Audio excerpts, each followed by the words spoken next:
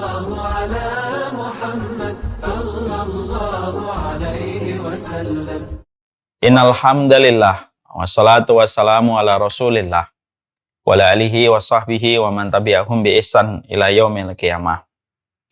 Kepada seluruh partisipan dan keluarga ilmu yang hadir pada kesempatan malam kali ini dari Ukhuwah Bangau angkatan 88 yang semoga Allah rahmati, semoga Allah senantiasa menjadikan kita memiliki saudara-saudara yang kita miliki saudara itu walaupun tidak ada hubungan darah dan hubungan nasab dengan kita. Dan kita bersyukur kalau kita di dalam keimanan kita berjumpa dengan saudara-saudara seiman kita. Karena memang pada dasarnya semangatnya kitabullah dan semangatnya sunnah itu adalah mempersaudarakan dan semangatnya adalah membersamakan. Kita tentunya paham sunnah itu begitu beragam.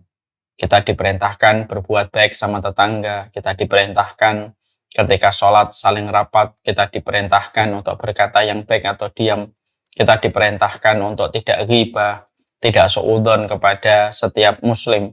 Karena pada dasarnya kalau kita tarik benang merah, itu semuanya adalah untuk mengkondisikan supaya setiap muslim itu dalam kondisi hatinya penuh rahmat dan kasih sayang kepada orang yang beriman. Ini pula yang menjadikan kita harus paham betul bahwasanya ketika kita hari ini banyak sekali menjumpai narasi-narasi perpecahan dan permusuhan, supaya kita tidak ikut terseret pada narasi perpecahan dan permusuhan, terutama dalam konteks ketika kita belajar agama. Ada sebagian saudara-saudara kita yang begitu gampang menyesatkan, begitu gampang membid'ahkan, sampai-sampai pada konteks ijtihad dan perbedaan para ulama pun disikapi dengan kata sesat dan disikapi dengan kata bid'ah yang sejatinya memang itu penempatan kata yang tidak pada tempatnya. Ini merupakan sebagian dari saudara-saudara kita yang akhirnya terjebak dengan tata cara di dalam metode agama mereka semacam itu.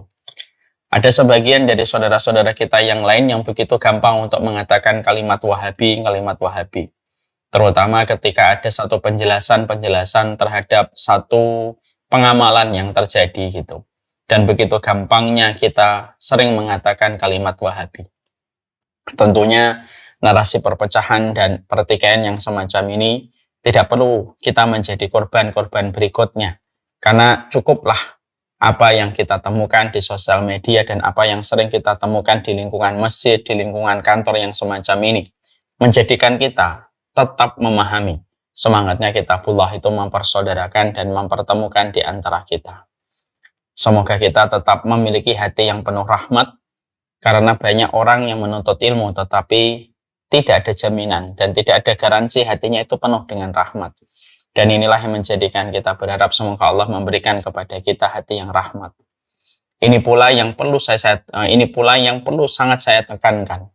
Bahwasanya kalau kita hari-hari ini juga menghadapi tahun-tahun politik yang cukup panas menuju ke tahun 2024. Semoga siapapun yang menjadi pilihan kita adalah satu pilihan yang sudah kita istikharahkan kepada Allah. Dan tentunya siapapun pilihan kita tidak boleh menjadikan kita saling mengkafirkan, saling memunafikkan di dalam kehidupan pilihan-pilihan kita. Karena saya ingin menyampaikan sekali, siapapun yang kita pilih pada capres yang ada. Tapi kalau kita meninggal dunia, yang menyolati kita itu ya tetangga kita. Yang menyolati kita itu ya jamaah-jamaah masjid yang sama dengan kita. Sehingga perkara itu menjadikan kita harus betul-betul paham. Harus betul-betul memahami betul bahwasanya kita harus memiliki semangat di dalam persaudaraan kita dan ukhuwah kita. Semoga teman-teman dan keluarga di Ukhuwah Bangau 88 semoga memahami betul narasi perpecahan dan narasi permusuhan itu nyata adanya. Dan kita waspada terhadap narasi itu supaya kita tidak menjadi korban berikutnya. Alhamdulillah, Alfi. Kita tentunya bersyukur betul kepada Allah Subhanahu wa Ta'ala atas seluruh nikmat yang Allah berikan pada kehidupan kita. Karena tentunya kita paham kesyukuran itu ibaratnya saringan air, Pak. Saringan air itu berfungsi mengubah yang kotor menjadi bersih, mengubah yang keruh menjadi bening. Itulah yang kita sering lihat fungsinya saringan air dan filter ketika kita memakai untuk kamar mandi kita ataupun tempat minum kita. Syukur itu tidak lebih sebagaimana saringan air. Syukur itu merupakan saringan hati, mengubah perkara-perkara yang keruh yang sering kita jumpai dalam perjalanan hidup kita. Keruhnya banyak perkara yang sering kita jumpai, maka akan menjadi bening kembali ketika kita melihat hati kita memiliki rasa syukur.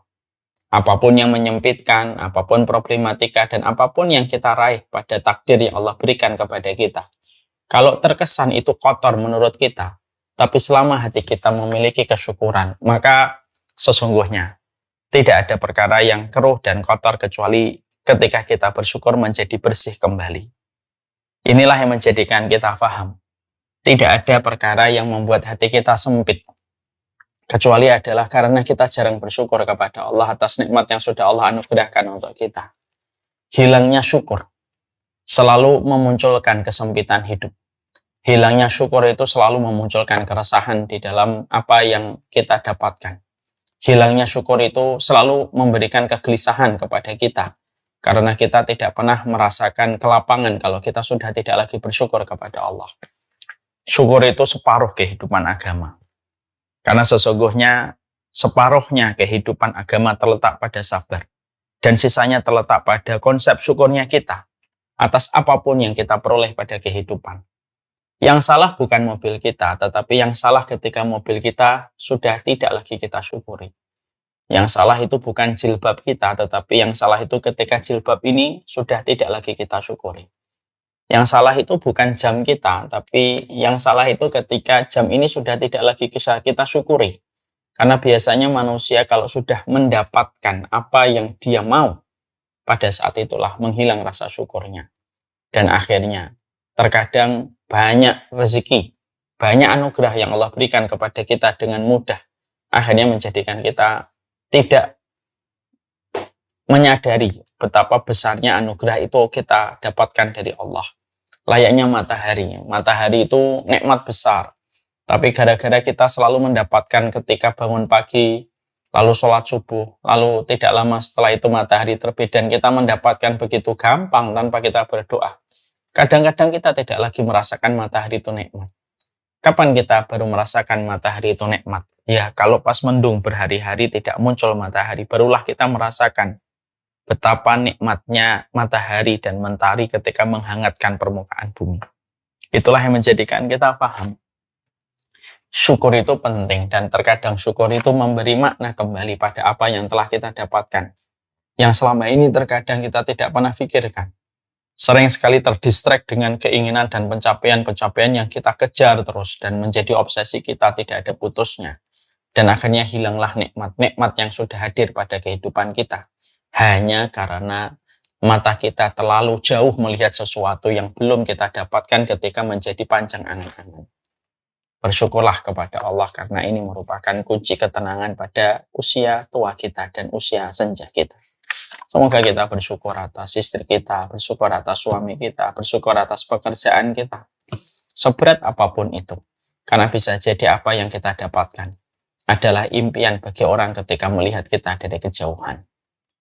Syukur tidak menunggu bahagia, baru kita bersyukur. Tapi bersyukurlah, pasti kita akan dibahagiakan oleh Allah.